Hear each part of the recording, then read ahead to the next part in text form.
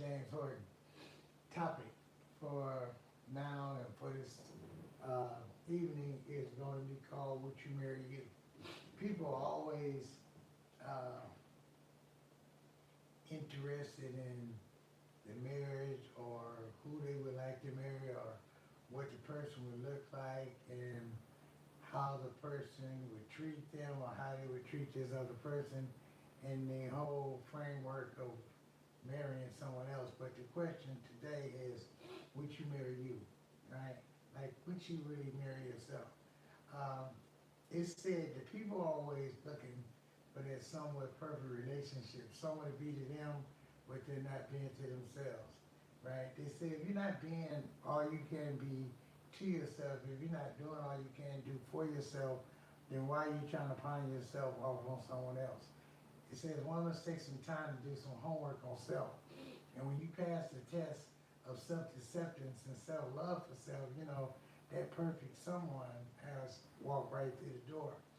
Uh, we must be able to fall in love with us. Why would you not want to fall in love with you and expect someone else to want to fall in love with something that you're not willing to fall in love with?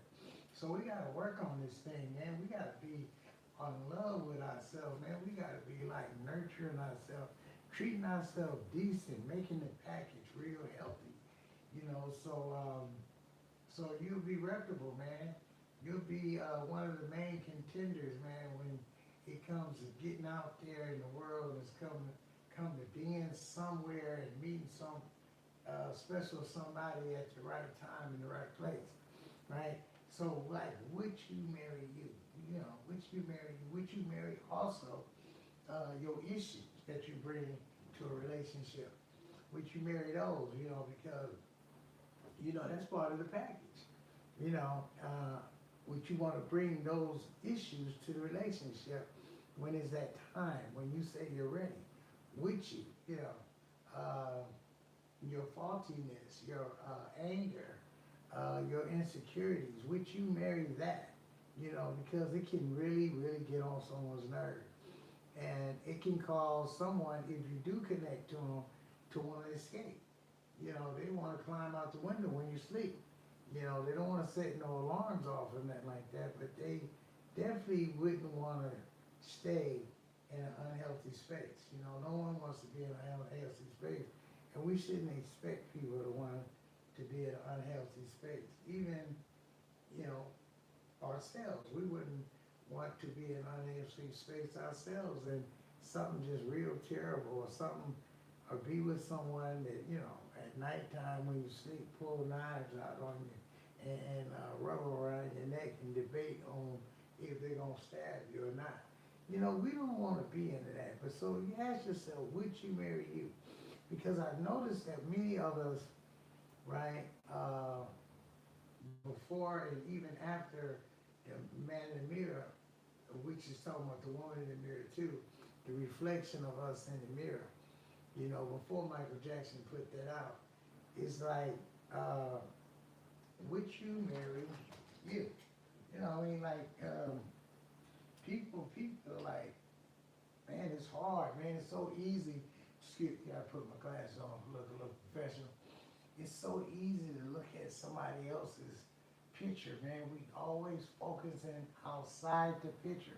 It's always focused on some outside of the framework of the picture. We're looking at what you're doing and what he's doing and she's doing, but we're not looking at self. We're not examining self. It is almost like we're afraid to look at ourselves. It's more easier to look at the lake over there, or look at the mountains, or look off the mountains. But it seems to be so difficult to stand up and look at ourselves, man, and look ourselves over and polish ourselves. Wash some of that dirt off ourselves, some of that old dirt, all that messed up that we was once involved in, man. We gotta change that, man. We gotta change that. Sometimes, man, you gotta hug yourself, right?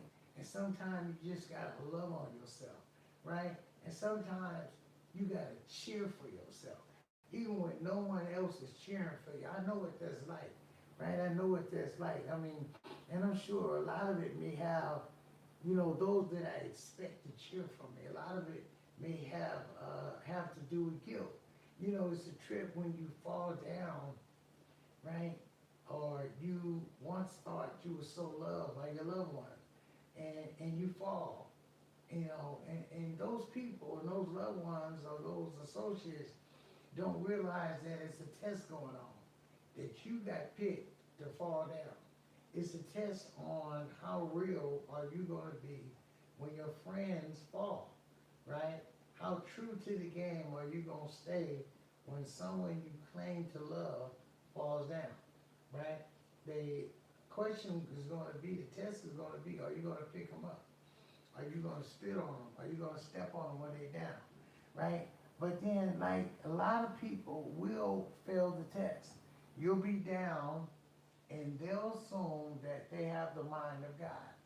And they'll assume that there's no way you can get up, you know, and they'll make sure they'll participate on you not getting up by not helping you up. So when you're down like that, and they say, "Ooh, he ain't gonna never. Oh, he done went too far."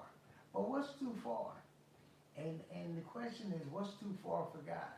You know, a lot of times we think that we have the mind of God, that if we saw somebody addicted to drugs, we saw somebody homeless, we saw somebody broke, we saw someone penniless, that we'll say things like, that's what they get. And we'll say things like, I'll never give that person $2 or $5 or $10. We'll never do it. And some people just are shameful, man, when you do get up. They're shameful when you do get up, and they don't know what to say to you. They want to say things like, I've heard this maybe once or twice, maybe a few times. Man, I remember when you was down. Remember how I used to look out for you? And I was like, I'll be like, what does that mean? When somebody says, do I remember? Of course I remember. But they want me to remember that they used to look out for me. And I was like, you talking about, you gave me 50 cents or something? I wonder, is that person talking about they sold me a piece of crack for $4? I wonder what that means. You looked out for me.